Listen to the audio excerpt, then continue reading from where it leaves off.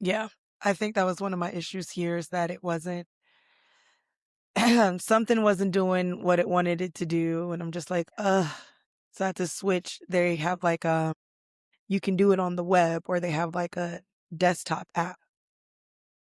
Oh, and so sorry, my voice clearly is also gone, but on the desktop app, I just had to switch to that. It works better sometimes, but then it doesn't give me all of the capabilities that I like to have.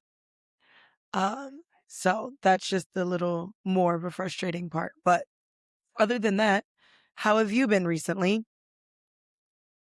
Doing well. Both my daughters had softball tournaments this weekend, so despite all of this sunscreen I had tried to put on, I came alive red.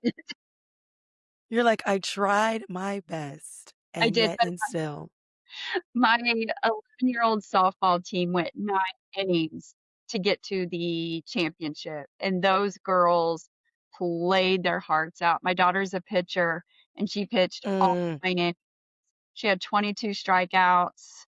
wow. Oh, yeah, she's insane. Like I love sports. I used to play softball, but I could never be a pitcher. Pitching is like the most stressful thing. I will give Yeah. her Gotcha a shout out because I feel like pitching in softball is the hardest position mentally. Yeah. Mentally, you have to be in it, and I could tell, like, I was just telling my daughter, I'm like, "Dig deep, dig deep. You're gonna have to fight the fatigue, you're gonna have to fight it." And she accomplished her goals. For 2 years, she has been trying to pitch a perfect game, she pitched a perfect game. And then That's so she fantastic. yeah, she's just insane, and, in total this weekend, she had 42 strikeouts, Mhm. and but her catcher yesterday, they played 19 innings yesterday, and that catcher caught all 19 innings, and so, where I think pitching mentally is just such a tough position, physically, I think your catchers just are just beast. Yeah. Yeah. Catchers, people think that playing catcher is so easy, but it is, in fact, not as easy as people think it is at all. 90 degrees, you have that equipment, you have to know where every runner is, frame the ball and know what pitch is coming in, help him catch the pitches, cheer on your pitcher. I mean, it's a Mhm. tough job. It Mhm. really is. Or 19 innings. or that's oh my gosh, I couldn't. I couldn't. I just couldn't. And these are 10, 11-year-old girls, and Oh they my made it gosh, to wow. yeah, we made it to the championship, and we knew we were gonna lose. That sounds awful, but they played 9 straight innings, went straight into that last game, Yeah, and they're we didn't tired. they're tired. We didn't even care. Like, we're coming home with hardware. They played their hearts out, and my daughter, she goes, "I'm done." So she was benched. She goes, "I don't have" she pitched 14 innings yesterday, and she's just like, "I'm done." So she's Like, I sitting got out. nothing left in me. I'm like, "You gave everything, and that is great." But, I mean, defense, the team was great. They were solid. We had, the next game, they lost 10-0, but they still pulled off a triple play. The pitcher Mhm. caught a line drive, threw a girl out at first who left the bag, and then they threw a girl out at home, and I'm like, the endurance that these 10 and 11-year-old girls had displayed was just insane. It's such a good, moment when you're like, we sometimes underestimate children, and they Mhm. have such this wonderful power to, like, surprise us all the time, you Yes, know? and this team is so resilient. They have been through so much. Mhm. Mother-in-law passed away in January due to, a house fire that was intentionally caused. So my daughter has gone through not 1, but 2 unexpected deaths. Our other pitcher unexpectedly lost her grandfather due to a heart attack. We have 1 little girl that's going through mouth cancer and getting ready to start chemo. We had another girl that just came back from injury. She broke her hand. Another little girl's getting ready to get a back brace from scoliosis. And then our outfielder in the 9th inning, she caught a pop fly, and that was just coming back from urgent care after an injured finger.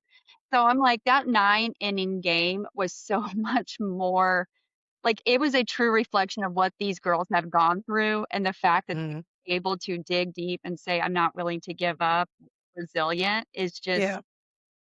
a powerful testament to who they are. Yeah, I completely agree. Like that is freaking fantastic. All right, we're gonna run our little screen and then we'll go.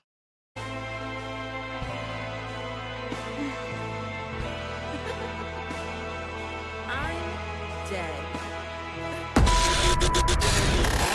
Hello, and welcome to another episode of Basically Unbothered. I don't know if you could actually hear the sound in it. No, it's so weird. That's one of the things I don't like about the like desktop app versus the one that's on your like your web or web browser or whatever, because you can't hear the sound and it's so frustrating. But welcome, guys. We are sitting here for another episode, and today we are joined by Kayla. Kayla, do you want to introduce yourself? Let everybody know who you are, a little bit about you and everything. Hi, my name is Kayla Branstetter. I am an English instructor at Crowder College. I have been in education for almost 16 years. The Mm-hmm. first 10 years of my career, I taught high school at a rural high school, and that was an adventure. And then I switched. And we both are like, in some ways we fit the stereotype, and in some ways we don't. Mm-hmm. And, I mean, there were days where a cow was chasing a deer outside of a classroom. That happened. Oh my gosh. But at the same time, the choir in this high school still, they go to New York City and they perform in Carnegie Hall, and, like, they're Wow. talented, but at the same time, they're way like, there is drive your tractor to school day. That literally happens. So, um How do I participate in Drive Your Tractor to School Day? It sounds I'm not a country girl at all, but like there are certain things that happen in like the rural part of like America that is just so fascinating to me, and I'm like, I have to participate in this because I just think it'd be so much fun. Come visit. I have 128 acres with 2 creeks and cows. Like, we could show you a good time. Funny thing is, I've always wanted, like, animals, like, not j I love dogs and cats, but I've always wanted an animal, and I said that I really want a pig. I don't know why, I just really do. They're so cute. They're so cute, but I told someone that once I get a pig, I have to stop eating pork. I get that. I get that. My cousin has baby pigs, and she saved the runt. Like, Mhm. this baby pig was born, I think, like, January, February, and we visited her, and she named this runt, her name is Tater, and she's just this cute little pig, or she was at the time, and she put on her Right. like recently, she goes, "Tater is no longer a little tater." Tater's no longer a tot. No, she's not. Tater is a full-blown, like, she's the size of my 6-year-old now, and Oh my gosh. I saw my cousin last week, and she goes, "I don't know how to discipline a pig." She goes, "I know how to discipline a dog," but she goes, "Tater is just, like, she's stubborn." I imagine they'd be similar. They're smart. I follow the pig Merlin on Instagram, and he, There's like, a pig Merlin? yes, and he talks through, like, these buttons. Oh, like the dog buttons. Yes, it's a pig. His name's Merlin. Oh my gosh, hold on. I have to get this figure. The funny thing is my dad got the dogs. These the buttons as well. And um he doesn't understand that there's like a level of training that has to go along with it. Like you can't just, like press the button one time and they're like, okay. Um, you have to like actually train them. So this is, oh my gosh, I just found it. Oh He's my gosh. He's a little boar. yes. Oh He my has some gosh. attitude. Child abuse. Oh god, I have to. No, This is whenever he doesn't get a snack that he wants, he says child abuse, like, he's got an attitude. The highlight of my day is this oh my in gosh. Insta I I love this. This is so hilarious. Um, I can't. It's just so funny. Okay, so you're a teacher. yeah, and I switched to higher education, Mhm. about 6 years ago, and I've been loving higher ed. K-12. It's just different. It just for me, it also fit my schedule of a mom better. I Mhm. got more flexibility, and it just worked better, um, and there are just some things I don't have to deal with in higher ed that I had to deal with in K-12. I'm like, I will not go back." There's, sorry, I literally took a decongestant today. I am drinking honey with tea. I have no idea how to get my voice back at this point. I'm considering buying like the $45 thing that like singers use that you put over your your face, cuz like I have no idea what's happening at this point. Um my brain literally just like froze. You were talking about switching. Me and my mom were talking about this recently about how I don't understand why our like lower school system, so high school, middle school, elementary school, won't just adjust to the working schedule. Mhm. Like it doesn't make sense to me. We all have accepted that we're in 2026.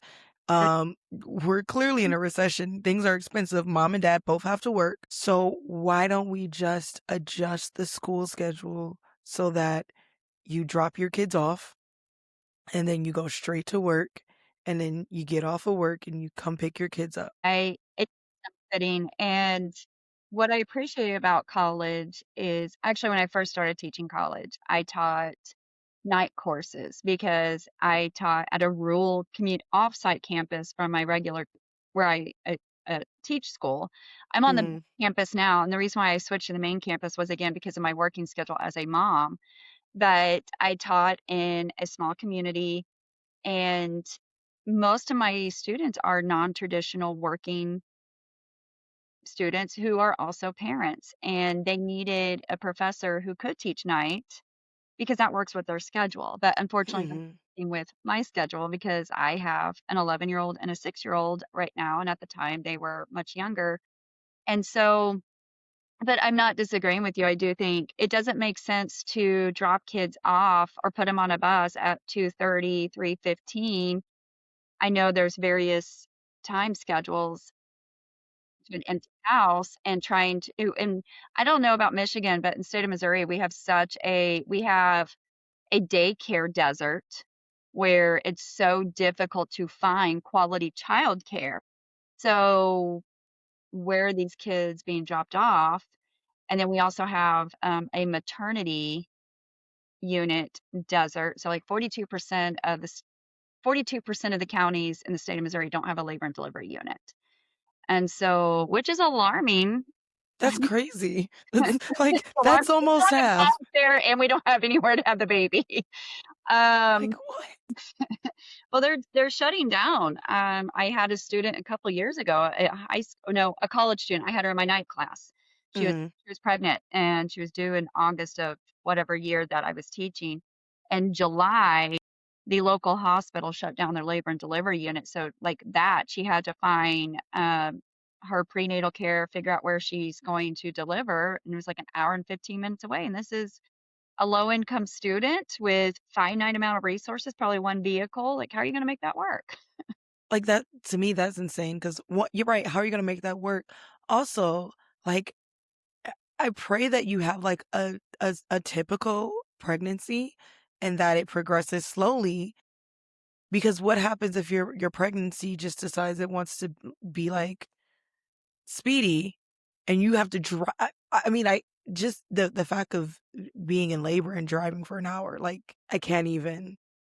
I had a I had a Facebook friend, I think this year. She gave birth in the parking lot because they couldn't get there in time.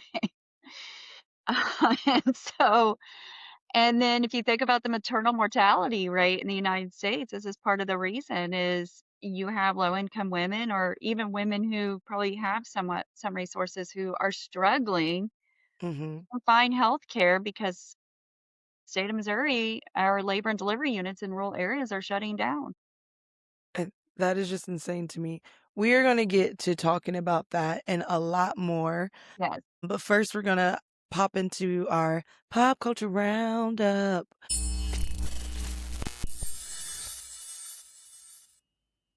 So, quick question.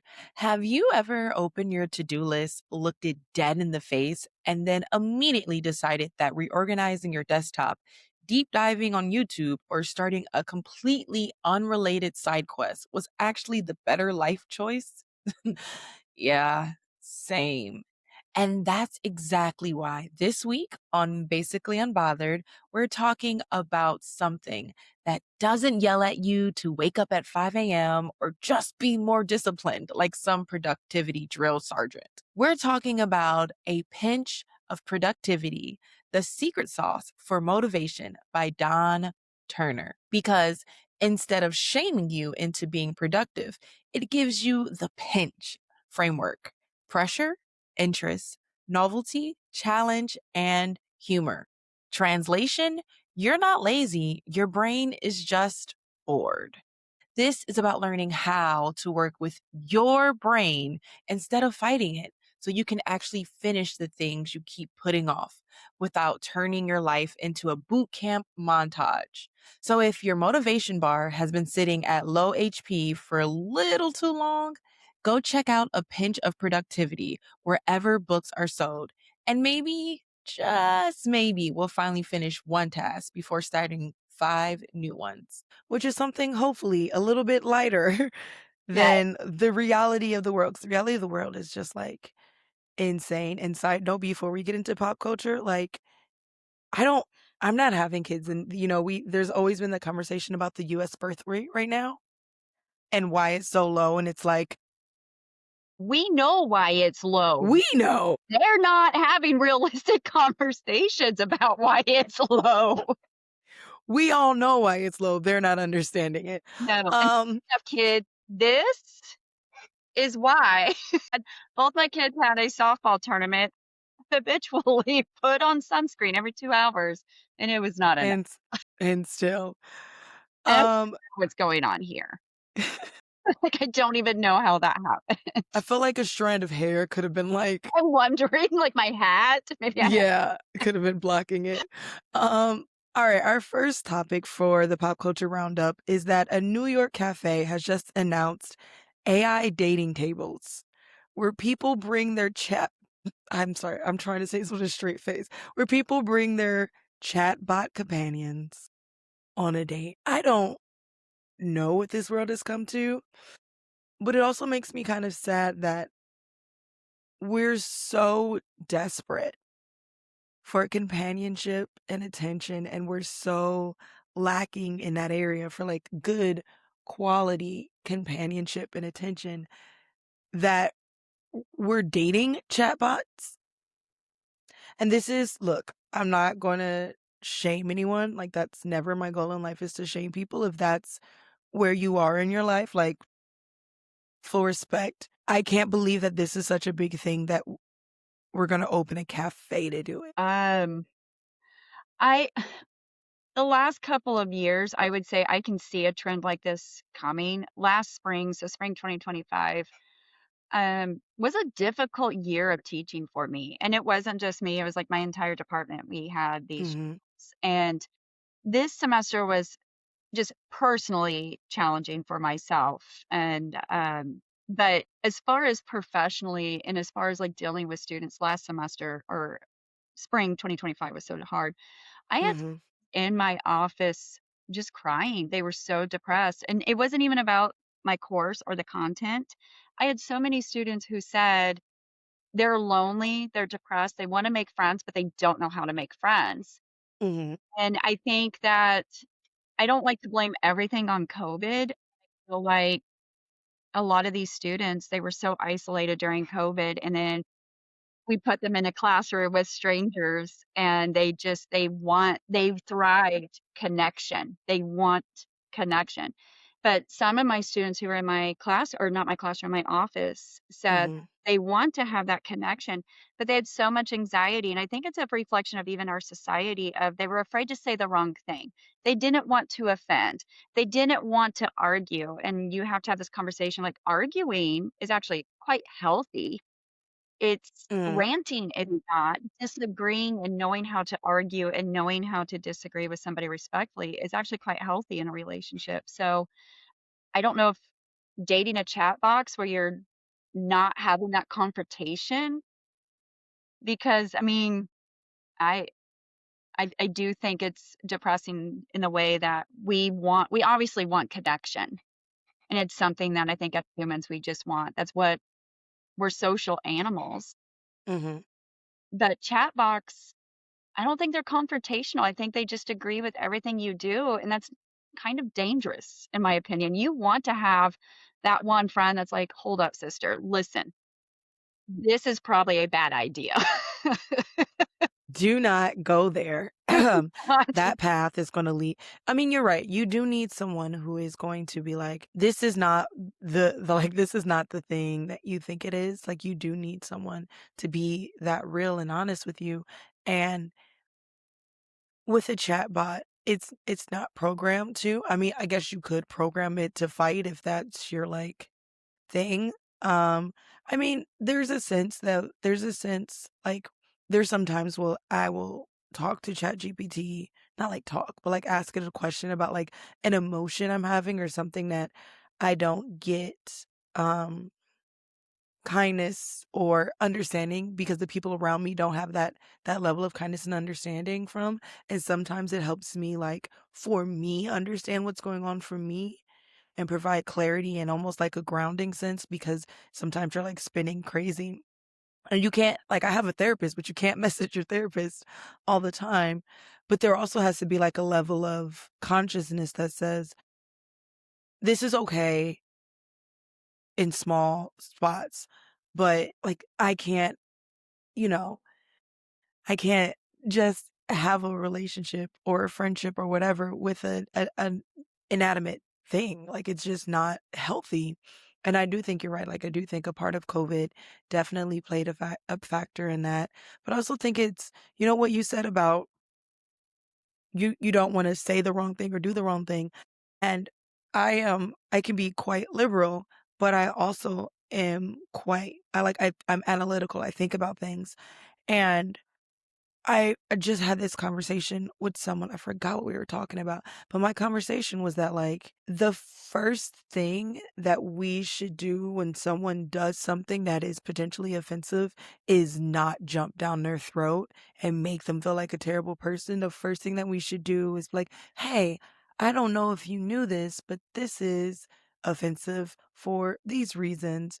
And I think that we have sensationalized, like, just on both sides, I agree. just, like, bringing people down and mocking people and demeaning them for the way that they think, and it's okay to think it's not okay to hate, it's okay to think differently, but the truth is that a lot of the reason why people think differently is just because they don't know. Yes, it's an education. I actually did this once. Hope don't judge. I had a high school student many years ago, and I don't Mhm, screen a lot of my students' topics. I mhm, can disagree with them, and I will have conversations with them. And this student chose a topic that I didn't agree with his angle at all. mhm. But I felt like I had a moment of he needs to understand through his own self-discovery why this is such an issue. So the student went over the topic and I said, because in an argumentative paper, you have to address the counter argument and you have to Mhm, refute the counter argument with respect. mhm. And I said, if you feel like you can do that with this specific topic, you have my blessing. So turns in the introduction, great. Turns in the first reason, great. Second reason, great. Third reason, great. Counter argument paragraph comes in. He's sitting outside my classroom, and I said, "We have a problem." And he realized he had like the almost this epiphany of, I didn't realize that this is what this means. And I like his mind shifted because I wasn't telling him that it was wrong. I gave him the platform to go research for himself. And then through his own research and own self discovery, decided I need to change my thesis statement because I am in the wrong. I love the fact that you didn't, like, immediately be like, "No, we're not talking about that you allowed him the, like, space to do that. I That's something that even when I interact with people and there's certain situations and I'm like, this person has to learn on their own. They're like, oh, but you're right. I could tell, I could say, I could do whatever, but there's certain things in life that we just have to learn on our own and not in a bad sense. We just like that is what education is. And I think we've also lost like track of that in general, that it's not meant to be like, no, this, and this. It's supposed to be like, explore these ideas, do the research, do the understanding. And if you land there still, all I could do was give you the resources. And then from that, I can make my decisions differently. But you have to give people the time and the ability to learn. Absolutely. I tell people my job as an educator is to challenge your thinking. It's not to change your thinking. But if Hmm. your thinking shifts as a result of you being challenged, that's on you. But you still have full agency of whether you're going to change your mind or not. But you need to know what other viewpoints are out there to be able to make an educated decision. Yeah. The joke is that I spend a lot of time researching, looking, learning because I just love it. And because I do that, I know a lot. And then my mom is always like, "You don't know everything." And I'm like, "I don't, but you're not at 2 a.m. doom scrolling, researching this random thing that came into your mind, and I am." Um, and so people think that I don't like people who contradict my opinions and my beliefs. And the reality is I love it. I love it so much. I mean, when it's done and respectful. Now, sometimes I get frustrated in a moment because I'm so passionate that I'm like, ugh. But then I always go home.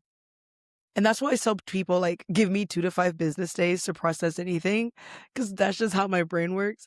But I go home and I go, huh, well, I can see where the points, whether I agree with them or not. And I think that's the other thing that has to be known is that you don't have to agree with a point for it to be valid. No. And I can still disagree with you and still respect you as a person. Yeah. I think we need Yeah. to get back to that of I don't have to agree with a person 100% but Right. still treat them like a human being. My big thing is as long as my big my big morals, integrity things don't get like you're not uncringing on those things, Mhm. then I'm fine. When it gets to a point that we're talking about like it became like crazy morality, then it gets a little different. But I agree with you. Like I have friends who believe different things than I do. I'm not religious at all. My entire family is religious. And the funny part is it's not me who has the issue 9 times out of 10. It's usually them. I don't disagree, like, I felt like I don't disagree with I've considered myself more of a person of faith. Mhm.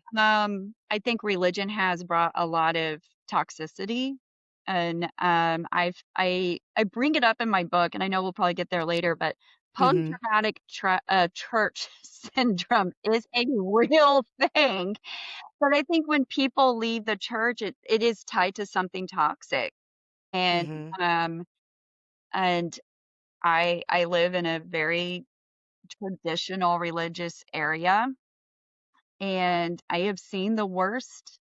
I have seen the best in what church can do, I really have. I don't want to discredit the community service that church can do. It is phenomenal. I've been through some stuff this past few months, and the churches have been so helpful and accommodating, and I respect that.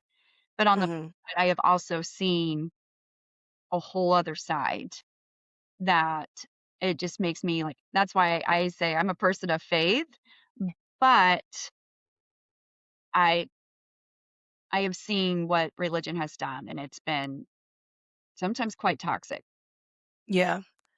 And I think that, kind of bringing this back in a little bit, I do think that that is why AI has been so, trend like getting a trend on and not like AI how people think it is where the funny thing is that there are people out there that are using AI to create images and do all these things and crazy stuff.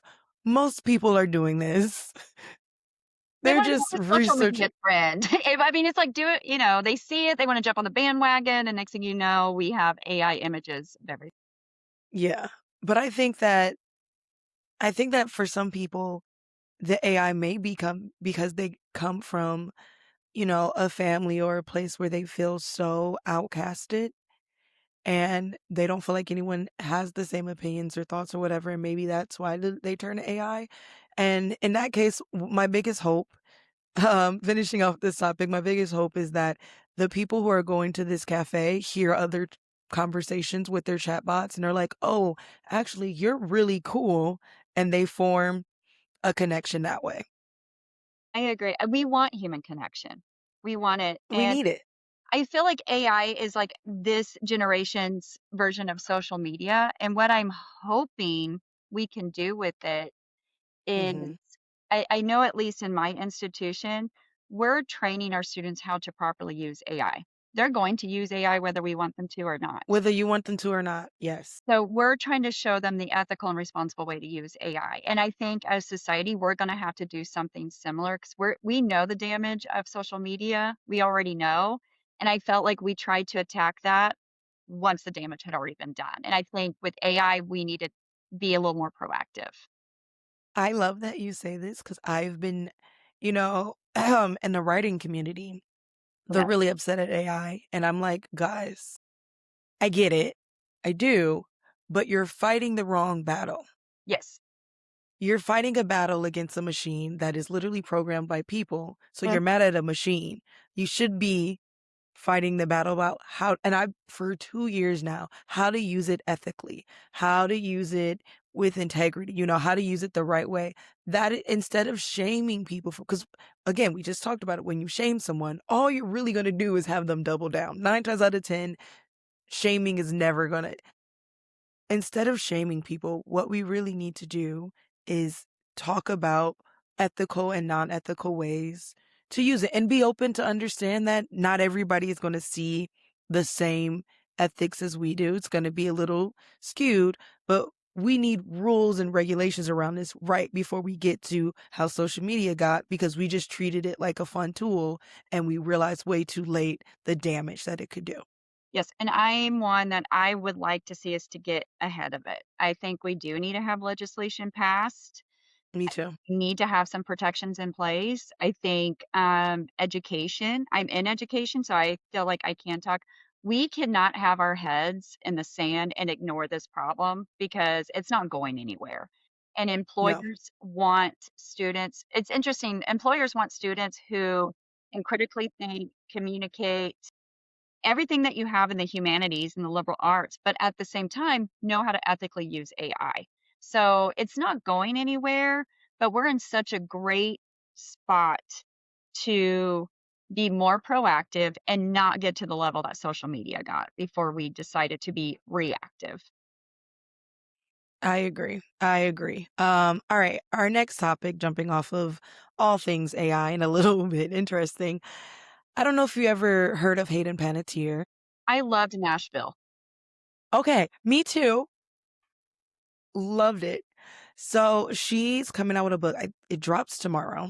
Oh, girl, I need to get that because I just saw her podcast interview and what she had to say just The broke Jay my Shetty heart. one? Where she was talking about how, like, her character Juliet and Hayden, like, there was no difference Separation between other it? I than saw that too. and her people judging her for giving up custody of her daughter when we didn't fully understand the entire situation. I also listened to it too. Those things are really crazy. Those things when I heard that Nashville wrote her life for her to play and she couldn't escape it. I was like, there is such a lack of creativity here. And it's interesting because those are my least favorite moments of her. Yes. Yes. When she was just like a little bit bitchy and like this, the hurt girl, like that made sense. But when they started writing her life into it, it just started to feel weird and like not like her character. But maybe that's what we were recognizing. It wasn't like her character. They were just writing Hayden Panettiere at that point, and it didn't fit in with everything else. No, I agree, and just for her mental health, how do you escape the hell that you're going through when you're reliving it even in this character? Yeah. Yeah. No. That was the craziest thing to me. But in that same podcast with Jay Shetty, she was talking about when she came out and said that she had postpartum depression. And she talked about how she had been with Neutrogena for, I don't know, something like 10, 13 years. And when she did an interview, and I think she said it was like Michael and Kelly or something like that, she did an interview and she was, you know, going through, she said it organically came up about her postpartum depression in 2015. Neutrogena dropped her for a morality clause. And I'm like, so she says that, she'd been smoking, she's been drinking, like she was, battling this substance abuse on and off camera. And they stood behind her for all of it. But when she came out with, saying, and she said it happened accidentally, it wasn't something she did on purpose, but when she came out saying it, they ended up, her like agent ended up fighting it and they had to fulfill the end of it because they wanted to cancel it immediately. But they did not invite her back for the next year. I have two thoughts about this. One, this is Britney Spears 2.0. Because Britney Spears they were still treating her like this working machine Right. postpartum. And one of my favorite albums from her is Blackout, while she was overcoming postpartum depression, and the media just attacked her when she's having this mental breakdown and not giving the support. Like, I do think that's shame on the paparazzi for when this woman is obviously mentally ill to continue to perpetuate it. And Hayden Panettiere, when it comes to like this Neutrogena deal, so many women, I feel like you could have used this moment and capitalized on it. And Yes. because so many women go through postpartum depression. I've gone through it. And I've Hmm. had friends that they only have one child because the postpartum depression, they were like, I can't live through this hell again. I cannot go through this again. And then another friend of mine, she had her second son, went through postpartum depression it it was awful, but she also had PTSD from her son being in NICU and just like hearing all the machines. So what a moment to actually connect with real women who go through this. I don't know if, I like to thank my parents because I have always kind of felt and thought this way. And I'm like, I want people to know that like, it's not common. We have to actually train our brains to start to see things differently. And obviously, we're talking about 2015, and it wasn't a time where we even held value in women's studies and what women were really going on. And postpartum was this thing where, oh, you want to like put your baby under the water type thing. It wasn't a real conversation. And you're right. This could have been a Neutrogena, what is a woman's brand. Yes, it is. Like a big skincare makeup woman's brand. They are not marketing to men. What a wonderful opportunity would that have been to have like a Neutrogena con where we all sit down and have conversations about real women issues. And then you have Hayden Panettiere, who's been with you since she was a kid, Yes. and I used to buy some of their stuff solely because of Hayden Panettiere because I loved her so much. Mhm. And I will admit that I am a victim of that type of marketing. Y'all got me. Y'all put one of my, Ariana Grande's makeup brand just dropped yesterday. Today I was at Ulta My getting kids some stuff. love Wicked, the movie Oh, Wicked. I'm a wicked. Yeah. And a Mhm. couple weeks ago, we watched the Broadway show. It came here. We watched the actual Oh yeah, we Broadway were talking about show. this. And it was Hmm. so interesting that my 11-year-old, she is a Hmm. film critic. Like, she loves I this. love this.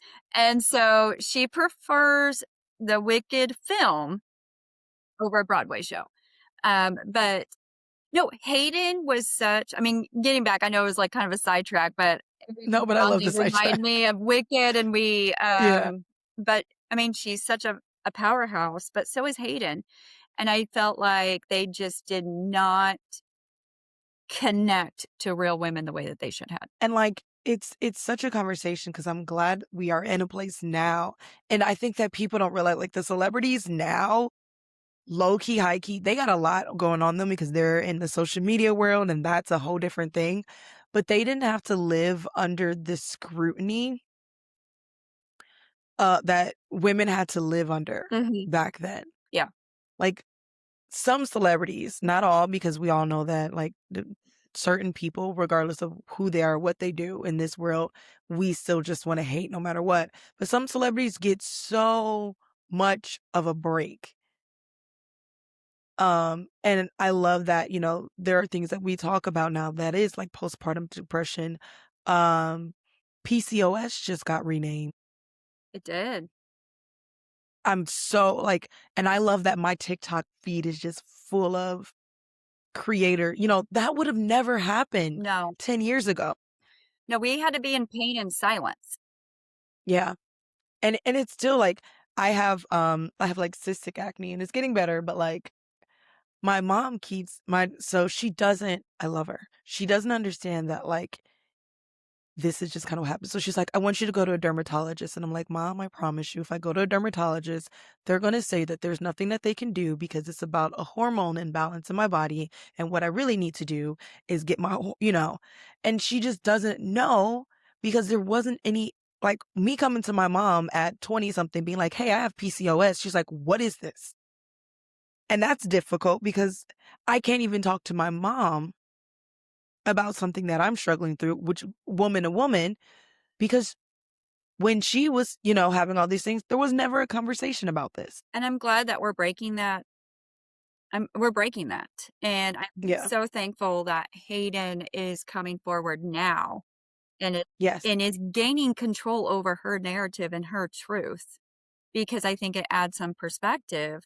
But even with my own daughters, I remember 5th grade having the period talk and feeling, I don't know, I guess it was just our generation. I instantly felt shame, dirty, secret.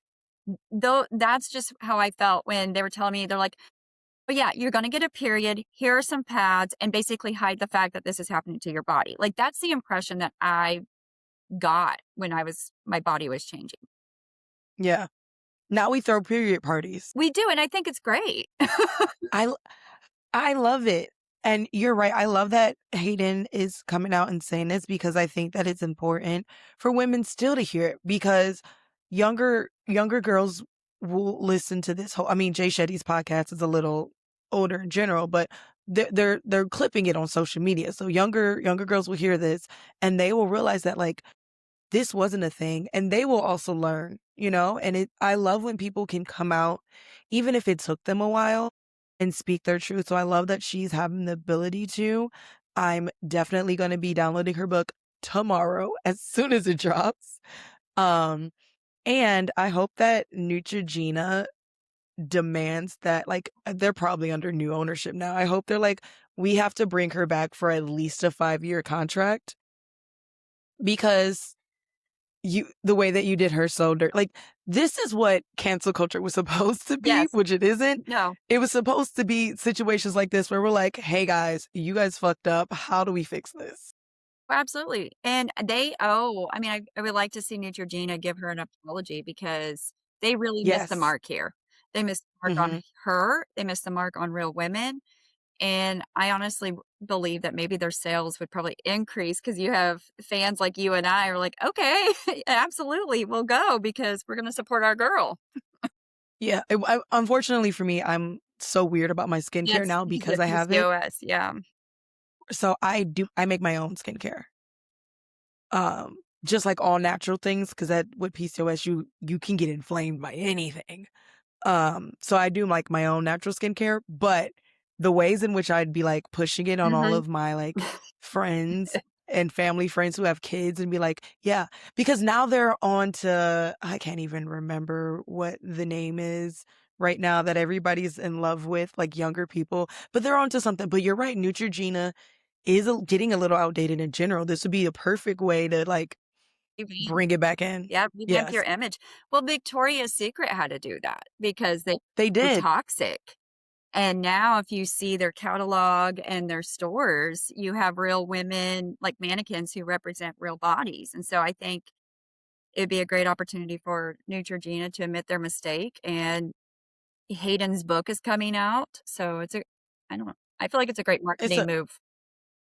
it's a perfect marketing move. Hopefully, when her book comes out and more people, because then they'll get to read it in Mhm. her, we're not hearing on a podcast, we'll really get to like read it in her voice and how it happened. I really hope so. All right, our last pop culture topic is a little just short one that's just been all over like TikTok. Do you know who James Charles is? I do not. I haven't been on TikTok in a while. I've been in doctoral work and grading. First of all, your life is better No, for I love not TikTok. knowing. I just had to like No, I mean, like just not knowing who James Charles is. James Charles was almost 10 years ago now. Wow, about 8 years ago. Because I remember my cousin's huge because he's into the makeup world, right? My cousin's huge into the makeup world. About 8, 9 years ago, the girls were fighting. By the girls, I mean like the makeup boys and girls or whatever. The girls were fighting. And it was like James Charles, Jeffree Star, Tati, something. Anyways, James Charles is one of the ones that is still kind of relevant, but he is one of the like his PR team, his publicist has to be bald from just pulling their hair out because that he doesn't know when to shut up ever. And so we all know that Spirit Airlines has closed their doors yes. unexpectedly. Yes. I was just talking to my friend about how she brought her from Dallas to Michigan. She brought her kids to come see Hamilton because Hamilton was just here in Detroit. And she's flying back the day. And that day was when Spirit Airlines canceled. So she had to figure out how to get 4 new tickets, pay for the 4 new Mhm. tickets because she didn't just come by herself. She came with all her kids and it was insane. So one Spirit Airline employee has been sending requests to bigger influencers, celebrities for her GoFundMe. I could never have the gonads to do that. That's just me. Yeah, I don't think I could do that. Apparently the amount though that she wanted was just $1,600. So like nothing crazy. No. And there are a lot of influencers who do like even OF influencers give money away Mhm. quite often. They pay people's bills because they realize, whether you agree with their profession or not, they realize that they are blessed. They're lucky to have the income that they have and they want to give back. James Charles has been doing this 10 plus years. So he gets the message in his inbox and he makes a video mocking her. Not only mocking her, but calling her lazy, saying, why can't she just get a job? She should need to have 2 jobs. Why is she asking him? She's so delusional. This is crazy.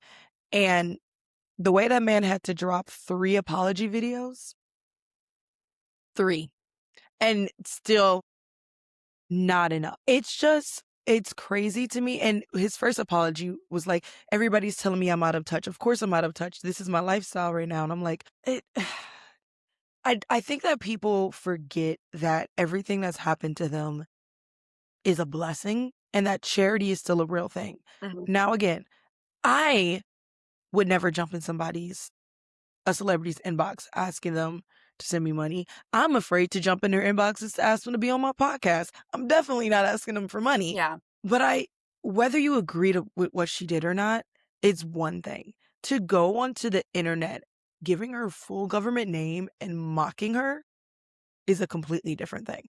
I think that goes back to not shaming people. Like going back to the source of what fueled her decision, and desperation is fueling the decision. And I understand. I mean, I grew up in poverty. I understand that desperation, Mm, but I don't feel like we can shame people who are in a desperate situation. I don't think he is out of touch. He is. But 100%. how many Americans right now, it's not gonna matter. Like, are we really gonna send the message that Americans need to work 2 or 3 jobs, and that's just to pay the bills? Are they not allowed to have a life? Are they not allowed to enjoy their kids? Are they not allowed to enjoy their family and their friends. I just think this mindset of go work 2 or 3 jobs so you can pay your bills is Mhm. just toxic in itself. Like, you're tell a It single mom to go work 3 jobs and not go to her child's concert, or like, I just think that's out of even more out. I mean, because then we all but then you want the mom to be the mom and raise the kid and give Yes, the kid attention, yes. and if the kid doesn't succeed in school or if they're antisocial or they're having problems, then we're mad at them and why aren't you doing this? But you just told me you want me to work 3 jobs, but you also want me to work 3 jobs. Like it's just it's too much. And the frustrating part is that again, another opportunity that could have been taken to be like, "Yo, was it really messed up that Spirit Airlines just dropped this Oh, on I everyone?" had some friends that were affected by this, by Spirit Airlines. Like, that like, it's to me, it's crazy because then I wake up in the morning and I remember reading something about it, like, the night before, Mhm. like, Spirit Airlines is under some heat. I wake up in the morning and I'm like, It's gone. "But everybody got it, whether they were employees or not employees, at the same time." So, employees woke up, turned on their phone or their social media and looked down and were like, "I don't have a job." Yeah, well, shame on them. I feel like it should that could have been handled better because I should not find out I lost my job and the entire community, public finds out. There should have been this great transitional period of helping these employees find a job elsewhere. And I feel like that's a shame on the Spirit company of not better preparing their employees for the next transition. And I mean, so many people were affected by this. I agree. It was that was such a shame, and it's a shame to see that we still lack that compassion. Mhm. Like, Yeah, I agree. we we're all struggling, like, Yeah, we are. to be clear, I just was out and I was listening to something, and I cannot remember what it was, but they were talking about how gas prices are up, prices of food is up, the average family is spending $200, $300 more a month Mhm. than they were than from last year. Yes. We are all feeling it. Yes. And if you have the money, the means to help, do it. I've told people all the time, when I make it, already in my head right now, I already have 3 or 4 charities that I'm going to be starting and that I'm going to be, to be able to help people. And that's just charities I want to start. That doesn't mean it's not affecting any of the money Mhm. that I'm going to be giving to anybody else. And I hope that when I make it big because when I make it, my friends are going to make it. Oh, best believe you know how some people are like, "Oh, I'm not gonna get" best believe I'm buying if and when I have the means, Mhm. I could buy my friend a house. You can pay the bills after that. House is yours. Like, I just money isn't something that we need to hold on to forever, No. and as long as you are responsible with it, you can't take it with you. You can't take it with you, and I will in January, I'm gonna go ahead and bring this up because we were talking about blessings, and so my mother-in-law lived right next to us, like, right next to Mhm, us, and her house caught on fire, and she passed away about 3 weeks after the fire due to her injuries. mhm, So, a lot of money was raised to help her, buy the clothes, rebuy what she needs, and rebuild her home. mhm, Well, she passed. And so what we did with that money and then we did a basketball charity, tournament in her memory. At mhm, the college I work at, because we have a huge first generation, low income students, this little community raised $11,000 in her memory, and it is now in a scholarship fund, and it is for low income students to go to college and restart their lives. Um, that's like we were in that situation and we were so mindful because I feel like when you are blessed, you build a bigger table and you scatter those blessings. yeah, I feel the same way. I was raised that way, Mhm. and I the only way to, like, bridge this wealth gap that keeps growing and growing and growing is to do that. Yeah, I'm not even at their wealth. Like I am nowhere near Right. seven-figure income family, nowhere near. We're, like, we are barely at Right. that level, but the community came together, and I felt like it was so important as a community when we don't even have, an abundance of millionaires and billionaires. We're just a tiny farming community, and we were able to come together, and we're sending our own kids to school. Like, Mhm. what if we did that as a country? Like, what would That's look what I'm saying. like? What would it look like if we could be on that level? And I'm totally in agreement with you. Like, if we could all just come together in ways like that to help everybody, it'd be fantastic. Yeah, especially after a tragedy. But And yeah, yeah, to me, the Spirit Airlines thing is a it is a tragedy. Like, tragedy. People lost it's their a jobs. tragedy. They like you probably had gone from I'm gonna have a steady income to how am I gonna pay rent? How am I gonna pay my mortgage? How am I gonna pay gas? How am I gonna put food? Like that's a huge You tragedy. you were budgeting and you because I budget now. Yes, You're budgeting because you know exactly how much money, and then all of a sudden it's like it's it's gone. gone. And the crazy part is the statement of get a new job. In what job market? Like, it's already hard for people to get jobs before Spirit Airlines decided to shut down. And let's be real, if Like, you're a what do you flight want? attendant, you're in customer service, right? And so Mhm. people aren't gonna be traveling as much anymore because No. prices are expensive. And if you feel like you can go into even retail or be a server at a restaurant, well, I'm not going out as much anymore because it's too expensive. Like what you're right. What job? Like, what do you want her to go? It was just crazy. Alright. We're gonna do our little mini segment, and this week it is going to be Pettier Facts. The Pettier Facts is that Katherine Heigl, however you say it, won an Emmy for her performance on Grey's Anatomy. However, in 2008, she made a bold decision to withdraw herself from any further consideration.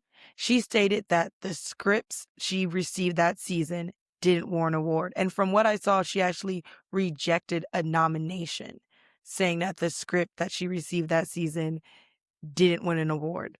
The next season, she was gone. Do you think that this is petty of her? Or do you think that that was just the factual way that she felt? She took a lot of heat for this because I feel like they struggled to pick her up.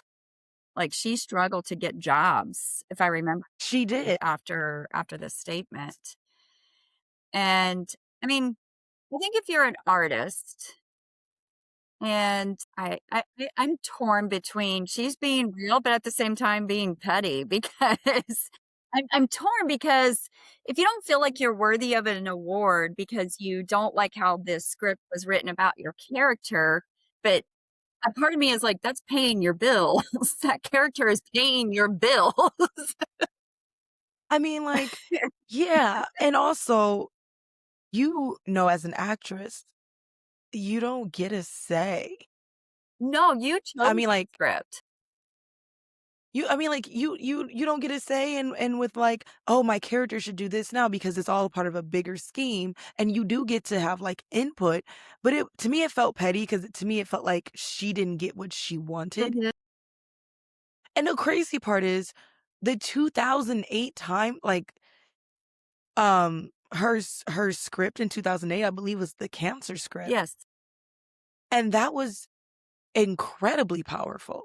Yeah. So then what are you saying about that entire situation? I don't know because I it's been a while since I watched Grey's. Wasn't she didn't she come her character Izzy come from extreme wealth? Or she married into No, wealth? Or she got that check from a marriage she got that got the check. check. Like, I Right. knew there was something Wealth somewhere. somewhere that she got the check from the patient that she developed a relationship for, but I felt like Izzy had a lot of complexities to her anyway, and that I yeah, I agree. Yeah, I don't know if she was just I don't know what you like, what did you not want your character to have cancer? yeah, I maybe she'll write a memoir. Maybe Maybe. we can get I it might 'cause actually but I think it was really petty because whether you like it or not, this is your job, and not many of us can get on a stage and be like, "I'm not gonna take this award for doing my job because I don't like my job." No, you shut up. You Well, take the award. it put her on the map. And, like, I feel like anytime when you're just trying to get started, you take whatever you can, and then later on, you can start being a little more selective. But who is it? Yeah, The actress Ellen, who is Meredith Grey, who is still on after all on the these show. years and it has had a She success. played that she's played that so smart, Mhm. and that's another thing is that, like, as much as things are sorry, I'm, like, looking outside because the, like, actual storm started. That As we're much as things are, like, creative and you want them to be that, there's still a business in things, Mhm. and I don't always like the business of things, I'm gonna be honest with you, but I have a podcast. I know that there's business of things. There's certain things that, like, I have to do. You have to treat yourself as a brand, Absolutely. and whether or not you agreed with the scripts is something you could have discussed in private. Like, I think that that's something that that's the thing to me that makes it the most petty, turning down an award because you didn't like the script and then making it public. If you didn't even if you didn't like the script, you could have had a conversation with them, and if you didn't like where you were going, you could have said, "I want out of my contract," or something. And maybe this was her way of, like, sticking it to them and getting out the contract the way she wanted to, but, like, everybody in a TV show has storylines that we all don't like sometimes, Mhm. period, because, I mean, that's character development. But that doesn't mean that like, being so short-sighted, like, this season was a sucky season, but what about what's gonna happen next season? Yeah. And she did eventually make her way, from what I heard, ish back onto it, but I don't know if she ever showed up on screen again, but she is the reason that, like, Alex got out because apparently she had a kid.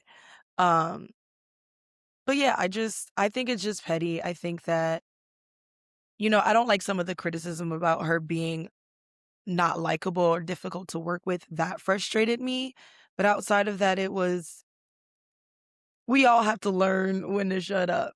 That's my biggest statement right now. We all just have to learn when to shut up. And I think she learned her moment because it took a while for her to get gigs again Get roles again. Yeah. and so I And she didn't get roles until her, like, 40s. yeah, and she just finished Netflix, was it Fourth Wing? No, not Fourth Wing, Fourth Wing, Firefly Line. something like that, because it's from, a Kristen Hanna book, and yeah, Firefly Mhm. Lane, and she did a good job with that book or with that show. I think that there was never a doubt that she wasn't a fantastic No, no, actress. it's, The doubt um is just I'm sure when she was offered new contracts, there were some disclaimers. she had new NDAs. She had some NDAs attached to, yes, her contract. Yeah, she definitely has some new But if you NDAs. were a All right. production company, would you ever sign an NDA? Like, Yes. say, like, "Listen, we're not airing our dirty laundry for the social media."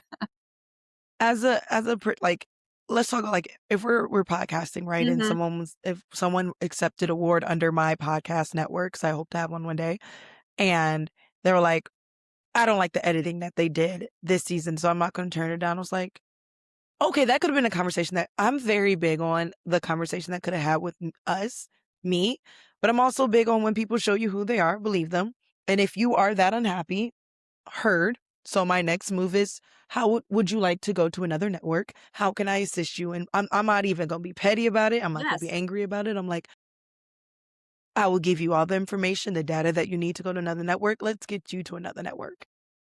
Cause I'm just not gonna play games with it. So yeah, she would, the ways that if I brought her on, the NDAs would be tough, tough.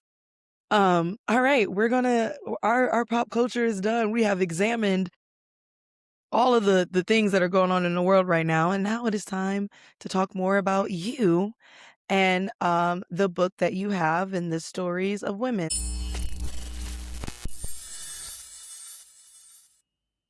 Looking for your next favorite author, your next obsession, or just a room full of people who get it?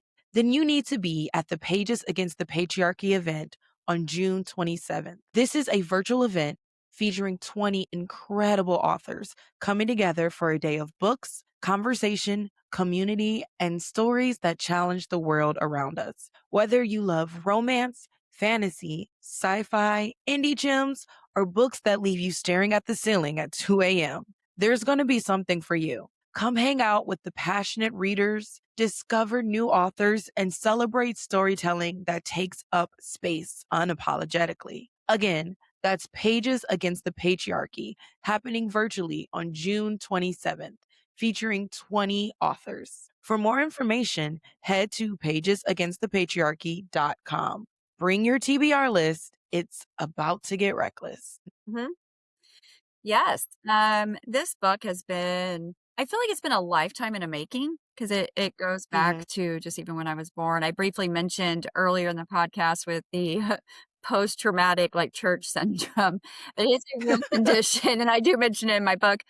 But it's because so my mom had me at 16 years old, Hmm. and and to kind of keep me from developing that like bastard label, Hmm. she was forced to get married. Tradition forced her to get married. Um, my mom At at 16? 16, at 16, and my parents were basically strangers. Fulfilling tradition and society was more important than mental health, and just like all the names and the euphemisms that society felt entitled for, slut, like all of these on this 16-year-old girl who just happened to get caught not doing any. Who just made a mistake? Yeah, like she was doing what all the other teenagers were doing. I mean, I She may be just didn't. generalizing, but not all of them. But No, I agree with you. Like she was being to for the to use your PT church yes, SD, yeah, for the church, I also lost my virginity at 16. So she was just doing what 16-year-olds be doing. yes, yes, and got caught, and she got pregnant with me. Was forced to get married, and she did choose to get divorced. She dropped out of high school. Eventually, did get her GED when I was four. She graduated at the college that I am now a professor at. So I feel like this is like a full Wow. circle. Yeah, like I'm still in a rural area, and I'm dealing with the teen moms and the first generation college students and poverty, and I get to play a role in helping them get out of that because I know what happens when you get out of that. I've lived it. So, and then she married my stepdad, and my stepdad was after she divorced my dad, she did get pregnant again pretty early. She had 2 kids by the time she was 20, and my stepdad was abusive physically, emotionally, financially. And it just opened my eyes because you don't leave an abusive situation, you escape it. Mm-mm. There's a lot of moving parts in it, and I was part of those moving parts. He tried to murder my mom when I was 4 in front of my brother and I. When they did get divorced, I had to sleep on a mattress on the ground. I didn't even have a bed frame because she was afraid of like drive-by shootings. You know, and then just having a restraining order, and what does a piece of paper really do? Not a whole lot. It really. Mhm. And she decided to go to college. When I was in 8th grade, she graduated with her bachelor's degree in sociology, and then she was a caseworker for 10 years. So she had an opportunity to Mhm. really just be a career woman. Instead, she goes into social work and kind of dug us out of poverty. And Mhm. so I saw that, and I was so like, I wanted to make sure I was going to be a good girl and follow the narrative that society wanted of me. And I graduated high school with honors. I go to college. I meet my husband. We get married. I graduate from college, start my career, get a master's. You know, life that I'm following that line, and then infertility hits. And I realized the same people who judge my mother for being a teen mom also judge barren women. Mhm. I was not spared that judgment. And it just made me realize, why did I give such like why am I giving these people so much power over my voice and my narrative? Yeah. And I came forward about like my infertility and everything that I'd gone through. I went through a miscarriage. And then during COVID, this idea of a book surfaced because women were messaging me privately about their infertility, about some of their reproductive health. So I started getting this idea. I'm like, I want to interview women. I want a book about women, the real stories, the human stories, the raw stories, because I want women to have a book about survival. I want most women to see themselves in my book. So having a Mhm. diverse group of women was important to me. So I have women from variety ethnicities, variety religions, um, variety of geographic locations, socioeconomic backgrounds, education backgrounds, and a wide variety of issues. I have teen pregnancy, I have miscarriages, I have IVF, women who wanted to be moms, but life chose differently, freezing eggs, surrogacy, foster care, women who survived domestic violence and sexual assault. It was just so important to me I wanted this to be as true of a representation of American women as possible. And it took Mhm. me, from the time I had the idea down, researching women, getting their stories, looking up medical jargon and legal jargon. It took me about 6 years to put the That's thing a together. as a fiction author, let me tell you, it doesn't take that long sometimes. I do know some people who I do. I just actually finished a writer's retreat, and one of the authors, and she goes into these deep Mhm. researches for her books, and she was kind of talking about it, and I was like, this is why I love fantasy and sci-fi, because I could just make up stuff. But 6 years is a dedication, and not even knowing like what are you going to get from it, Mhm. you know? Like, is this gonna am I, I would be at like 2 years, like, is this really gonna come into fruition? Am I really gonna get all these stories? How do I make it come? And now you have a full and complete book, Yes. which is fantastic. Yes. I think that being able to share stories about what women go through, like we were talking about with the Hayden Panettiere thing, is so freaking important. I want to humanize women. I it's not even I think. I know women's reproductive health is being attacked right now. Yes, And we have to get these women's stories out there because decisions are being made for us that don't benefit us and they're not even making sense at all. And it was so important to me to get to the humanity of these stories so we can make better policy for women. I my best friend, he, unfortunately committed suicide. And one of her big ailments, one of her big things that was like bringing her down a lot was infertility. So she struggled through trying to get pregnant. Well, the true story is there were a couple times she got pregnant, but she wasn't ready. So she has abortion, which is a woman's freaking right. She was way too young. But then her body started having miscarriages a lot. And then she started having ectopic pregnancies. But so there's So and hers were, both of hers, she ended up having to be rushed to the ER. She lost a fallopian tube each time because she had two. She lost a fallopian tube each time. And so her only option was IVF. IVF is hella expensive. it's so expensive. So And so expensive, is not surrogacy. her, yeah, not, a lot of insurances won't pay for it. Mm-mm. She had to dip into her her 401k and other things to get, the money to even start this. And not only is it so expensive, it is so damaging to your central system, your central nervous system. Mhm. You're pumping yourself with hormones to make more eggs, and your body is just jumping up and down all the time. Um, and after her first IVF failed, she was really upset about it. And I was like, why don't we take a break?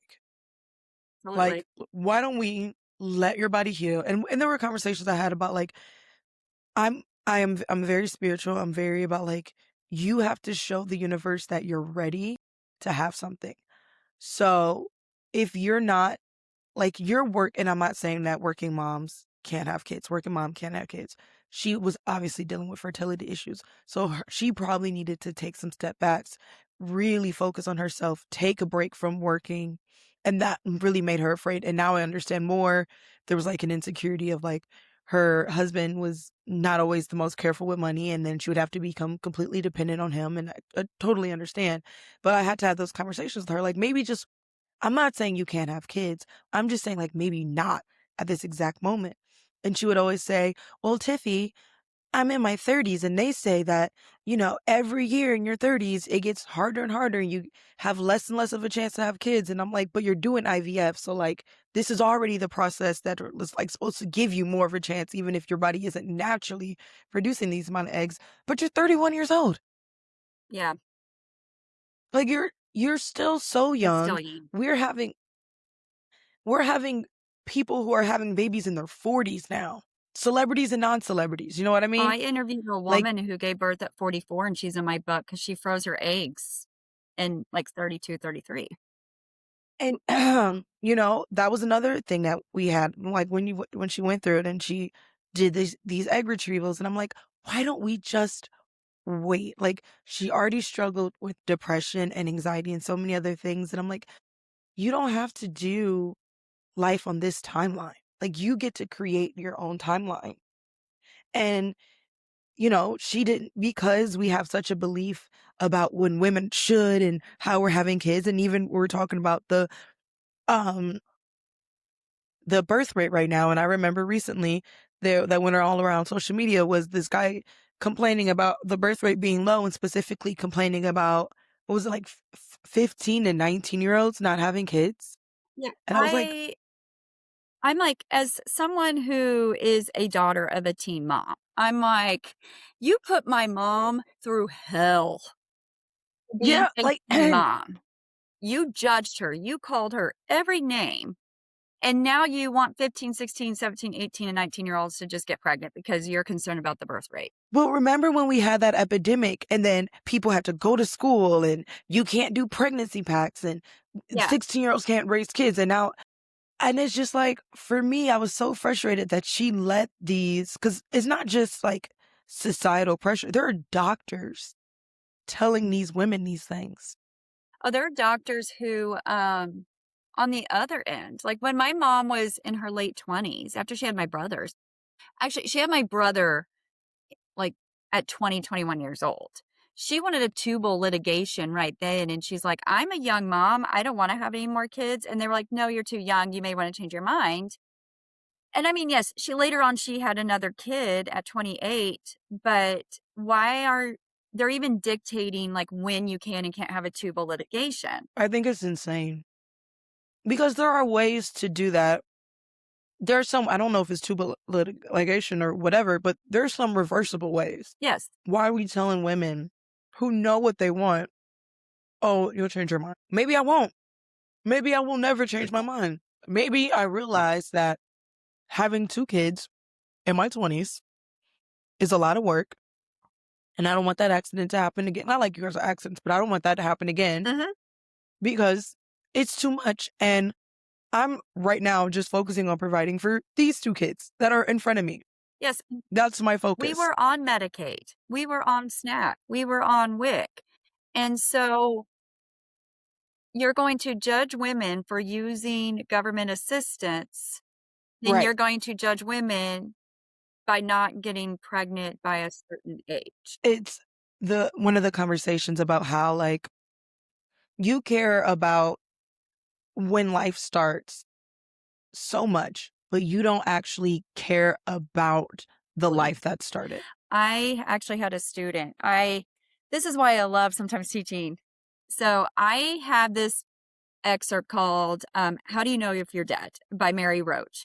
And it's a chapter from her book, Stiff. And it's a fabulous book. Each chapter is a different way that a cadaver is used in science.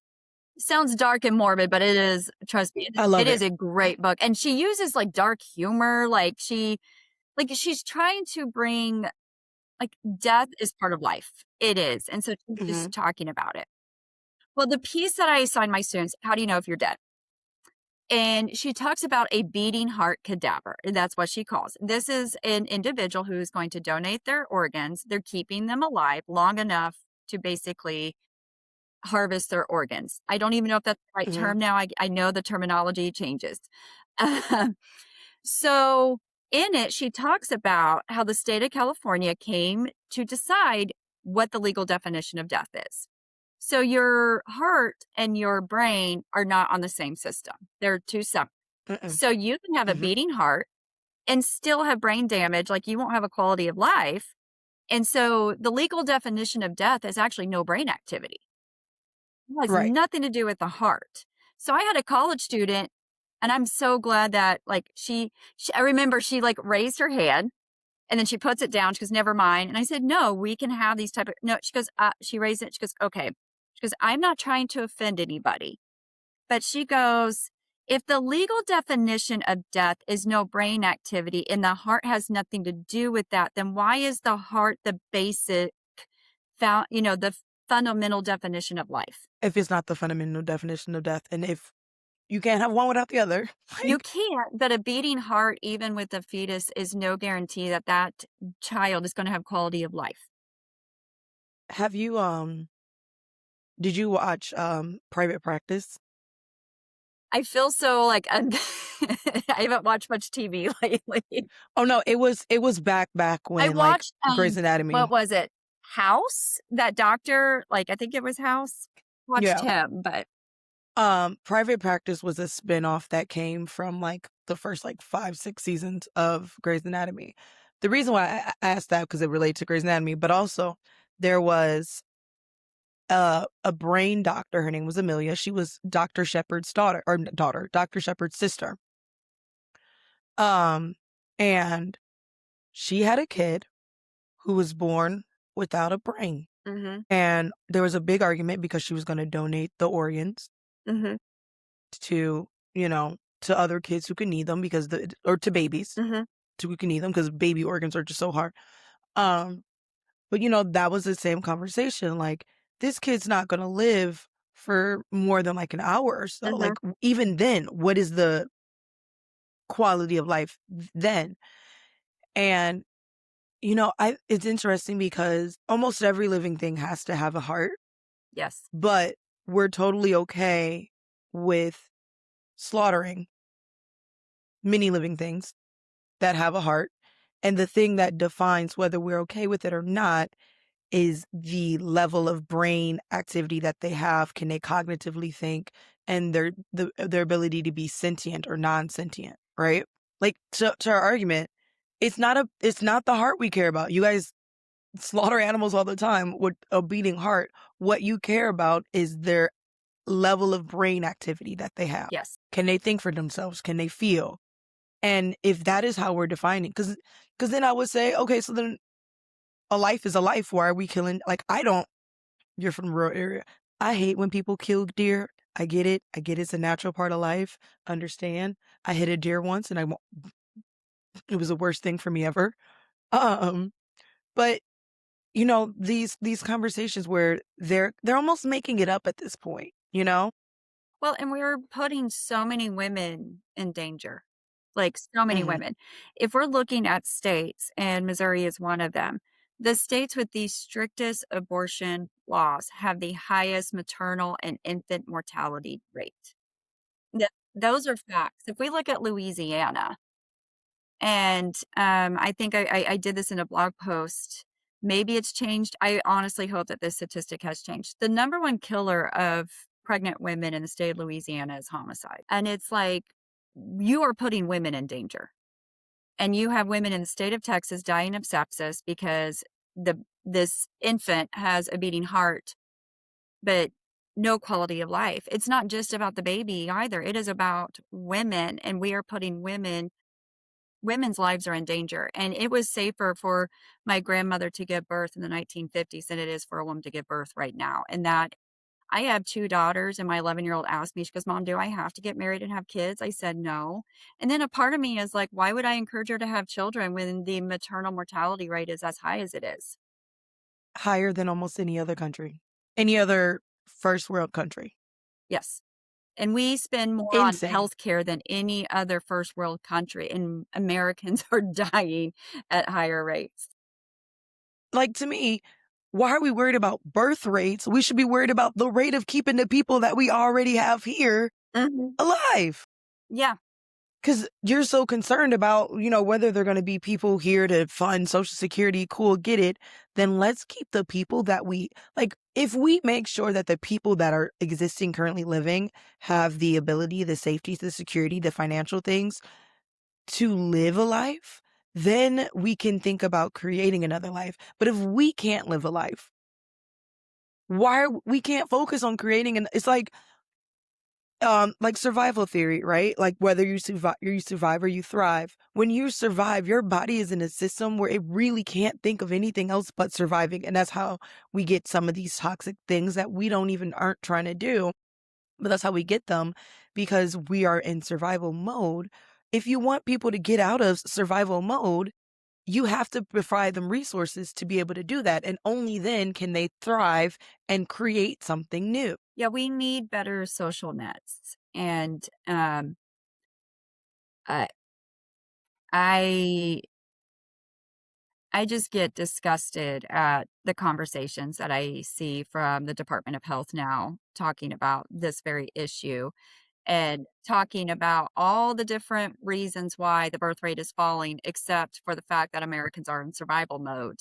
Like, it's like we're we're talking about everything but the thing that we need to be talking about.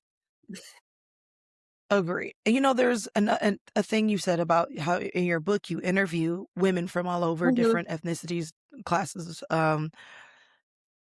When it came out, when these reproductive laws came out, 2, 3 years ago, be you know, there was a conversation about, again, defining life. mhm. And the interesting thing was that different we're basing our definition of life on what we call quote unquote Christian values, We are. which is which is not what America was founded on. And I think that this whole to make America great thing is crazy, because like this isn't even what we were founded on. We were breaking away from restrictive religion when we've left. You know what I mean? And so people forget that all the time, which is why education, for what we were talking about earlier, is so important. But other religions do not consider life to be here.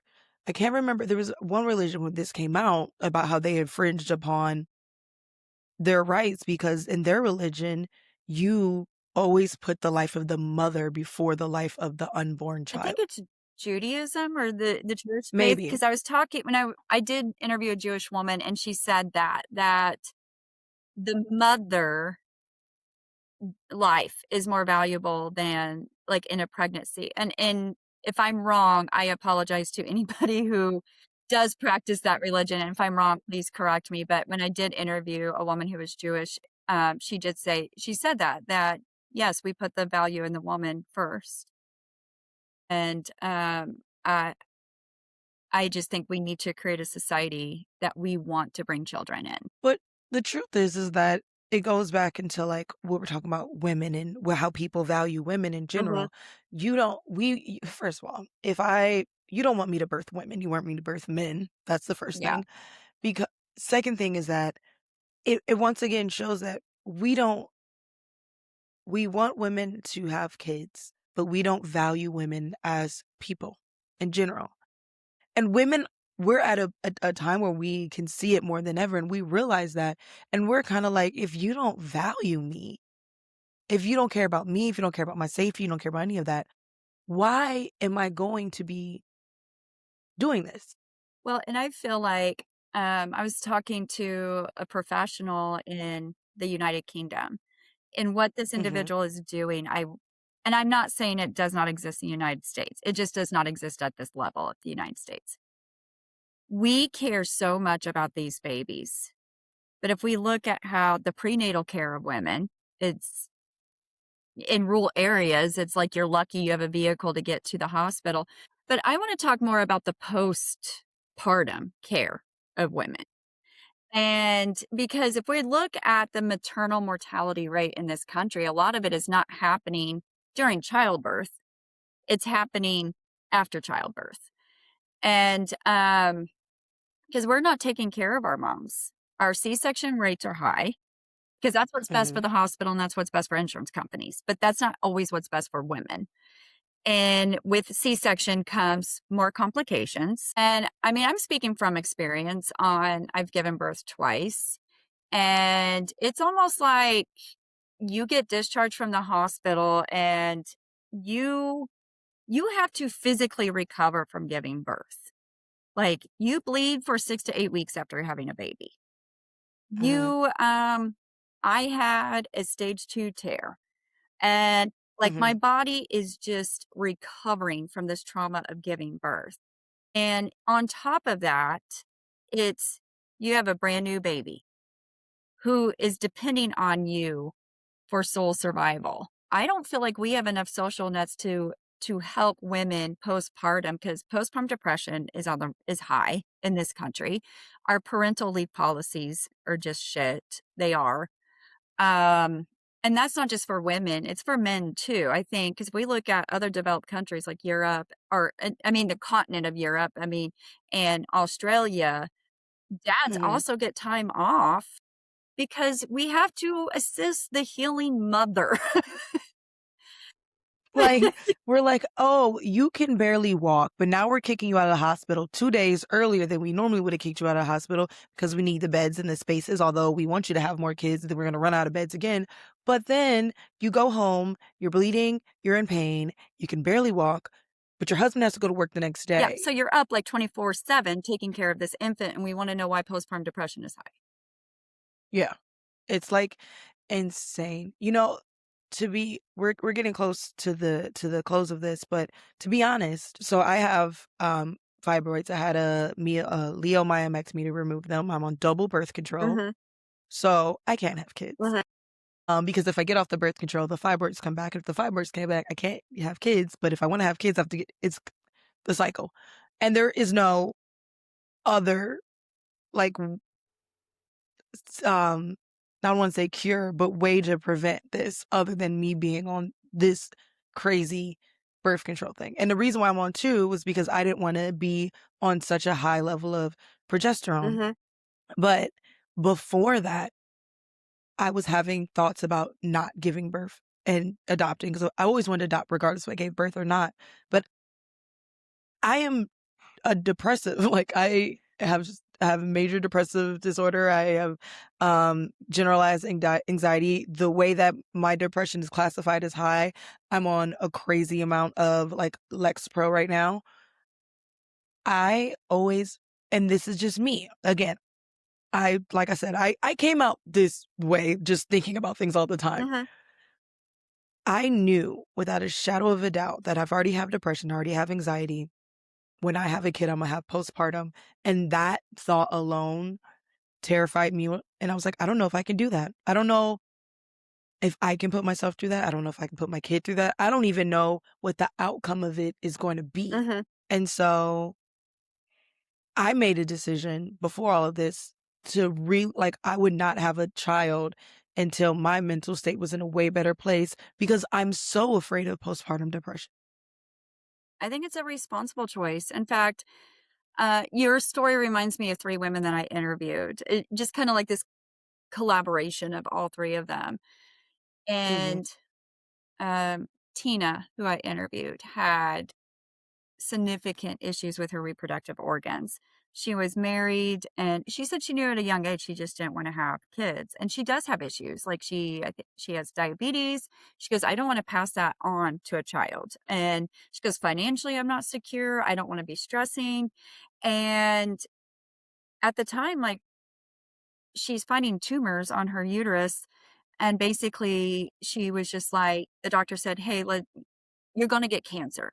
And so she goes, "Okay, well, then let's just do a hysterectomy." And he goes, "I can't do a hysterectomy until both you and your husband agree to it, because you may want to have kids. And she's like, you're telling me I'm going to have cancer. Why would I have kids when you're telling me I'm going to get cancer? Like, why would I do this? And so her husband at the time was like, well, I may want to have kids. And she's like, you are going to end up with heart disease. I have diabetes.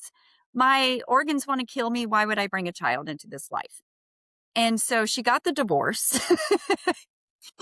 The craziness that a woman can't even make a decision about her own body. Yes. So she got a divorce, found a doctor who's going to listen to her.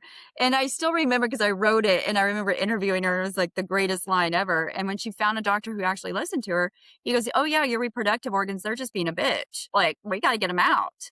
And so she got the Yeah. hysterectomy. And she's someone who, she's a teacher. She wants to be involved with kids' lives. She treats my kids like her nieces.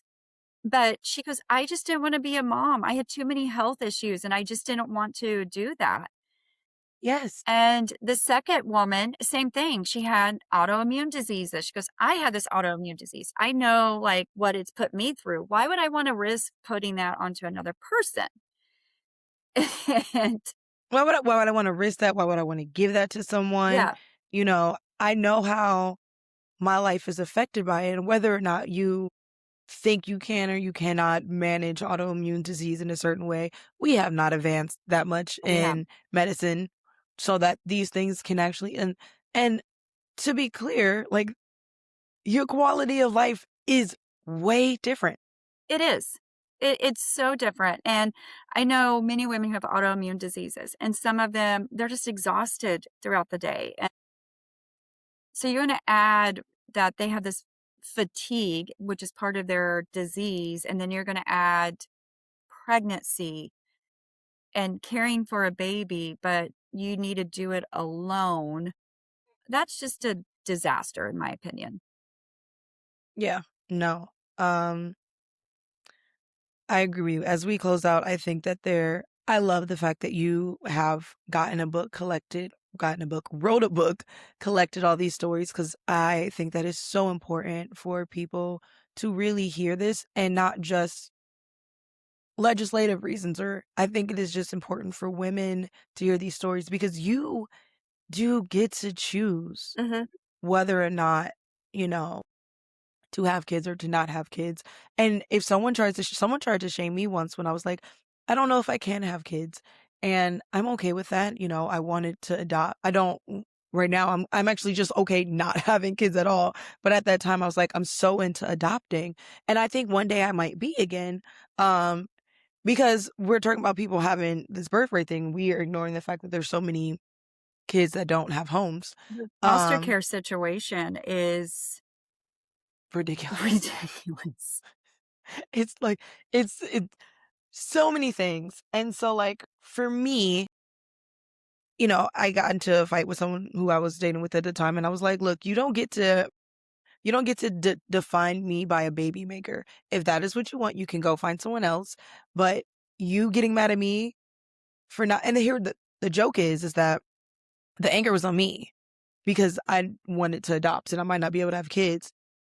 Then the anger was never on why are you reached this certain level of age and you're not life is not even set up to do this yet. Like don't put the pressure on me when you're not living a life set up to raise children yet. Yeah.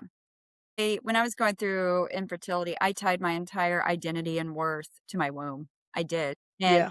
I felt like I had failed my sex. I had failed society because the one job my body was designed to do was to give birth, and I failed. I had to separate the two, and I'm gonna be honest, I'd be damned that I'm gonna raise my daughters that way because I don't. I'm very protective of my daughter's reproductive health because, again, a woman I interviewed in my book, her name is June. She's Korean American, and she had endometriosis for years and years and years, and she didn't really talk about her period because in her culture, like if you went to the gynecologist and you weren't married, there was just like this assumption you were sexually active, and that was going to bring dishonor to the family. And so talking about the reproductive system and periods was just kind of taboo.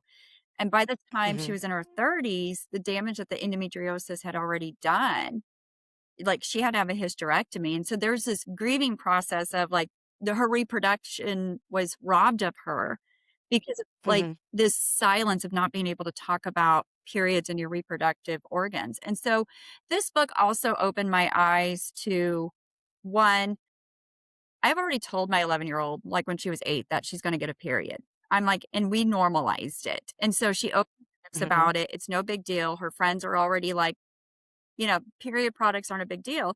But she asked me, she goes, "Mom, is it going to hurt?" And I said, "Well, there's going to be some discomfort. But if you're ever in a lot of pain, you need to let me know so we can go to the doctor because I want the decision of my children to not have children to be their decision alone and not something that Mhm. I could have done. So if they do have endometriosis at 15, 16, I want to be able to take care of that because when they are 25, 26, 27, or even in their early 30s, and they're like, I want to have kids, I wanna know that I was able to protect that fertility for them and that they could talk to me about it.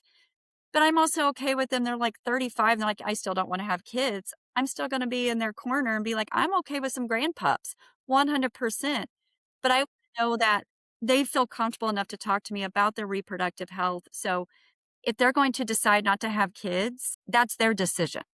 Like, it wasn't taken from them because they were so afraid to talk to me about their periods. Yeah. And and the women who don't wanna have kids, that opened my eyes because it made me realize that, was I being judgmental toward women who didn't wanna have kids? Was I judging Mhm. women's worth based off their ability to have kids?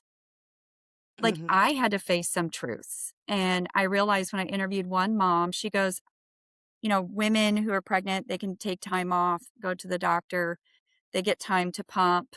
And she's like, "I have an autoimmune disease," and she wanted to be respected at that same level, and it just made me take a step back and realize, how am I treating women who don't have kids? And am I guilty of being Athena, of wrongfully doing this? And it just changed my entire perspective on how I'm raising my daughters and how I'm even treating women who chose a completely different path than myself. Yeah. So, for our close, can you please, let people know what the name of your book is, where they can get it, and where they can follow you and everything like that? So my book is called Don't Be an Athena, and it's based off the Medusa legend because Athena turns Medusa into the monster after Poseidon sexually assaulted her. And even in the 21st century, how often do we continue to victimize and turn women into monsters based off their tragedies? So Mhm. you can find it on Barnes and Noble. You can find it through my publisher, Ozark Hollow Press. I believe it's available on Amazon, but only as an ebook for your Kindle. You can follow me on Mhm. Instagram. I do have 2 accounts on Facebook. I'm not on, like, my public figure too often, like, being a doctoral student, releasing a book, who's also full-time, and chasing my 2 children who are competitive softball players, I can only manage so many Mhm. accounts. But you can also find me on LinkedIn and, oh yeah, Instagram, LinkedIn, and Facebook are my primary social media accounts. Heard. Well, thank you so much for coming on here and sharing your stories, and thank you more for giving a platform for so many other women to share their stories as well. Absolutely. I'm nervous for it to go out, but I just hope that women can find empathy and see themselves and that these stories are stories of survival, and whatever hell you're going through, you can survive it. Yeah. Okay. Well, thank you so Thank much. you. Until next time, guys. Bye. Bye.